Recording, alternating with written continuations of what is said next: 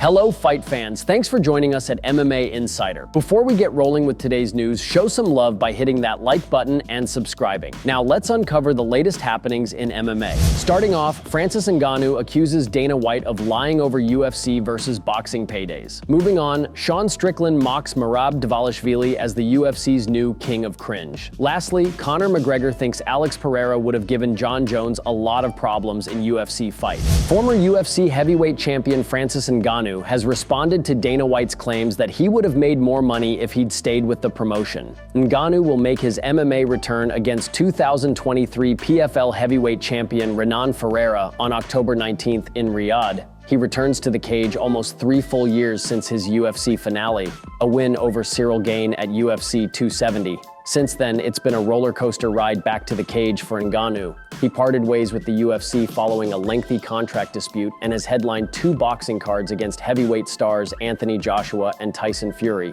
White has made several accusations towards Ngannou since the former heavyweight champion left the promotion. He claimed that the UFC offered him the biggest heavyweight deal in UFC history and that he would have made more than in his first 2 professional boxing fights combined. Ngannou called White's bluff. In a recent interview, Ngannou responded to White's claims. "Unless he was the one writing the check, I don't see how he could know that. But for me, as the inside one that was receiving that money after leaving the UFC, and from what the UFC was proposing, it was just a trap. It wasn't a solid contract as well, so that's a lie. Honestly, I don't know anything about what he said. He said a lot of things by now, we're all confused." Ngannou and White's relationship remains complicated despite their business split. If Ngannou's recent comments are any indication, they won't make amends anytime soon.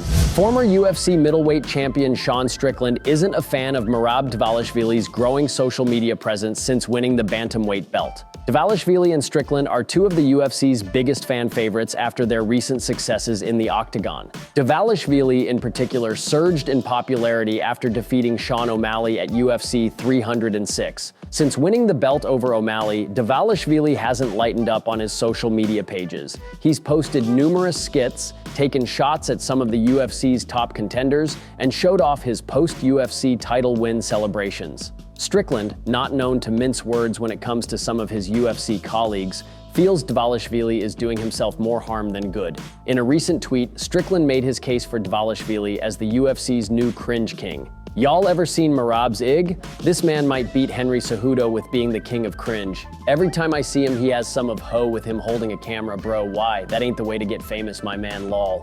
While Strickland lambasted Dvalishvili as cringy, he gave him credit for his path to the UFC title. What? He had been next in line for a while. He just wanted to wait out of respect for Aljo. These hoes didn't get him a title shot, lemao. Strickland defeated Paulo Costa in his last UFC fight at UFC 302. He's likely set for a rematch with UFC middleweight title holder Dricus to kick off 2025. Dvalishvili will likely face the unbeaten Umar Nurmagomedov in his first bantamweight title defense. He hasn't lost a fight since 2018. Dvalishvili might be one of the UFC's most entertaining follows on social media. But for Strickland, the UFC's newest cringe king has overtaken the throne. Conor McGregor believes Alex Pereira would give Jon Jones some issues inside the octagon. Pereira has proved to be a big problem for the UFC middleweight and light heavyweight divisions. Alex Pereira was a former 185-pound title holder before capturing gold at light heavyweight. As for Jones, he ran through the 205-pound weight class for most of his career. He became the UFC heavyweight champion after submitting Cyril Gane back in 2023. While Jones versus Pereira is unlikely to happen, McGregor thinks the fantasy matchup could yield an interesting result. During an interview, Conor McGregor heaped praise on Alex Pereira. McGregor even believes Alex Pereira can become a 3-division UFC champion and feels he'd give Jon Jones a run for his money. "Someone has to go for the 3 belts. It's myself or himself. I think he poses a lot of problems for Jon Jones also. That's a dangerous style for Jon. But it's a decent one for him because he's not so big. Jon is new to the heavyweight division. Jon, he had a nice one against Cyril Gane, but he's still untested at heavyweight. And I'm sure in the back of his mind, he has that thought that some of the guys are really big, and Alex is a nice one. I'd be very excited to see that bout take place for sure."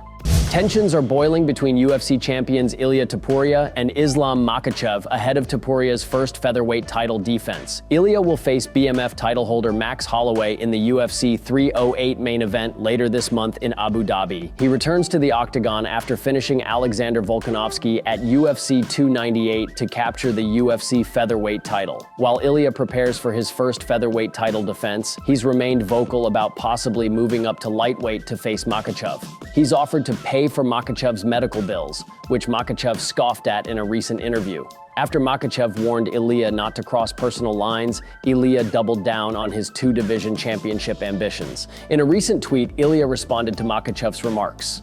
"I don't need to cross lines, but it seems like the kids that hang out with you will try to cross a line they can't come back from. Let's leave the kids out of it and settle it like adults inside the octagon." 2025 Topuria is undefeated in his professional MMA career with recent wins over Bryce Mitchell, Josh Emmett, and Volkanovski. His upcoming clash with Holloway is one of the year's biggest fights. Makhachev envisions a return in 2025 after defeating Dustin in his previous fight at UFC 302. A hand injury has indefinitely postponed his desired comeback to the cage.